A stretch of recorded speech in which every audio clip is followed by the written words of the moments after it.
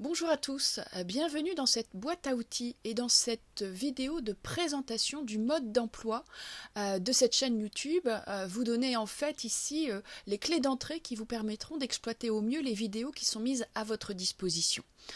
Vous aurez constaté, si vous avez déjà eu un petit peu la curiosité de découvrir la présentation générale de cette chaîne, un classement opéré entre les différentes vidéos. Pour l'instant, les classements essentiels vous permettent d'identifier les focus, c'est-à-dire des vidéos qui me permettent d'approfondir certains éléments de cours, voire pour certains d'entre vous qui auront eu le cours en présentiel, eh bien de revoir à tête reposée, j'ai envie de dire, ces éléments que j'ai pu énoncer dans le cadre du cours en amphi ou en salle de classe, et d'une manière générale des focus qui permettent de balayer dans les grandes lignes certains des essentiels du cours de droit public financier. Droit public financier qui constitue la deuxième entrée de classement de ces vidéos. Vous trouverez en effet de nombreuses vidéos identifiées sous la présentation droit public financier court. Il s'agit ici de reprendre sous un angle assez logique, sous une présentation assez logique, les essentiels du cours de droit public financier. Que ce soit les éléments de contexte qui nous permettent d'avoir un visuel chiffré sur la situation des finances publiques toutes confondues, finances de l'État, finances de la sécurité sociale, finances des collectivités locales, mais également finances européennes, vidéos qui nous permettent également d'avoir un visuel sur les fondements juridiques de la matière, les sources constitutionnelles, les sources organiques notamment, et qui ensuite, un petit peu sous la forme d'un entonnoir, nous permettent de nous engager sur l'étude en particulier de l'examen, de l'élaboration, de l'adoption du budget de l'État. Nous y étudions bien évidemment les grands principes budgétaires, les notions de base telles que la notion de loi de finances, les modalités d'adoption de ces dernières, et effectivement le tout combiné avec les dispositions introduites par la loi organique du 1er août 2001, l'OLF, dite l'OLF, loi organique qui constitue le texte essentiel, incontournable de la matière. En tout cas, voilà, pour cette deuxième entrée de présentation de ces vidéos consacrées au cours de droit public financier. Vous trouverez également comme entrée celle consacrée au contentieux administratif.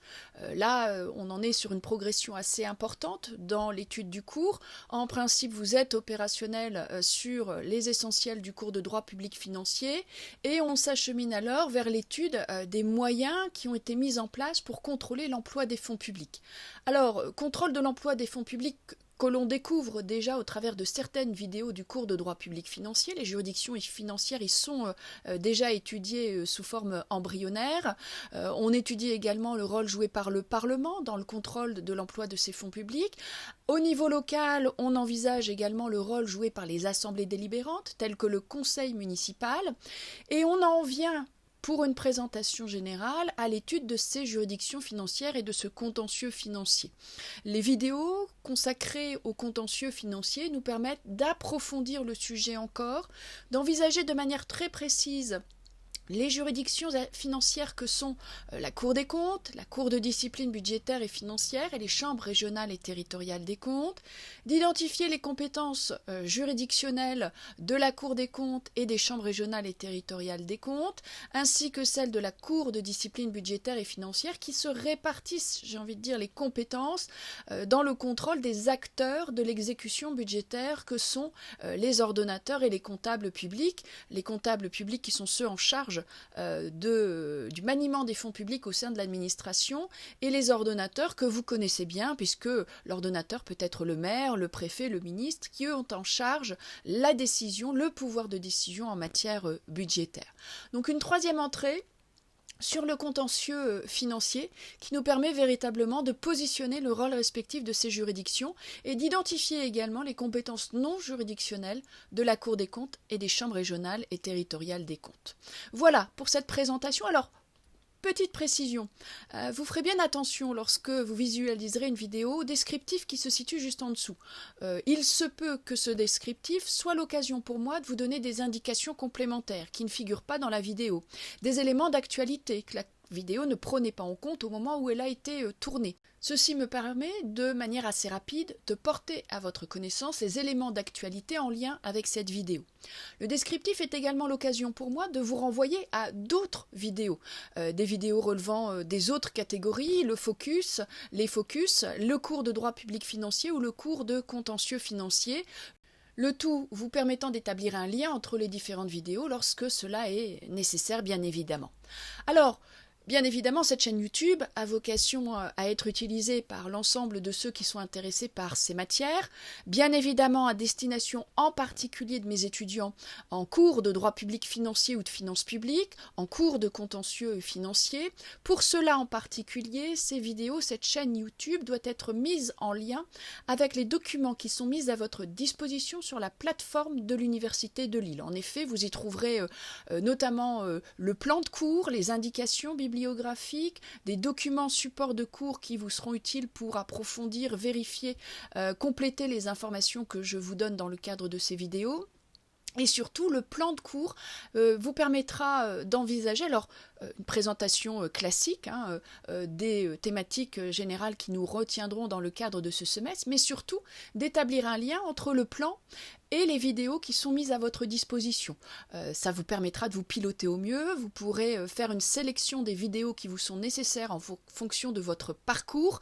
Les vidéos ont vocation à traiter l'essentiel des éléments de connaissance relevant de ces cours, et bien évidemment, en fonction de votre progression universitaire, de votre parcours universitaire, vous n'avez pas forcément le besoin de consulter toutes ces vidéos.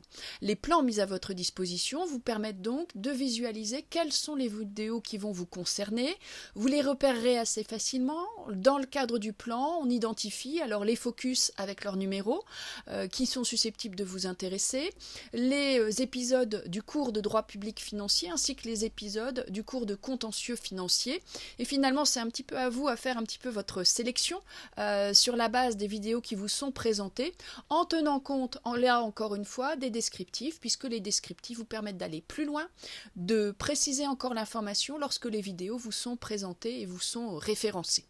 Voilà pour cette présentation générale de cette chaîne YouTube. Voilà pour ce premier outil à mettre ici à votre disposition, de manière à ce que vous puissiez exploiter de la meilleure manière possible ces vidéos et cette chaîne.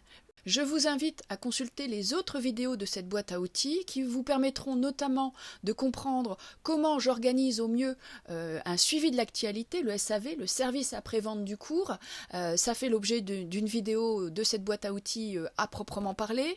Je vous donne également des indications bibliographiques d'ordre général qui seront là régulièrement actualisées puisqu'elles seront datées et qui comprendront à la fois des références dans le cadre du cours de droit public financier mais également du cours de contentieux financier. Des indications également de méthodologie lorsque vous suivez le cours en TD, lorsque vous ne le suivez pas en TD, mais en tout cas vous donner quelques indications de méthodologie, quelques conseils pour traiter les sujets, les travaux qui vous sont donnés. Et également, on y trouvera des conseils pour l'examen que vous pourrez judicieusement exploiter. Voilà pour les essentiels de cette boîte à outils. Vous découvrirez d'autres vidéos à disposition. À vous de les exploiter au mieux.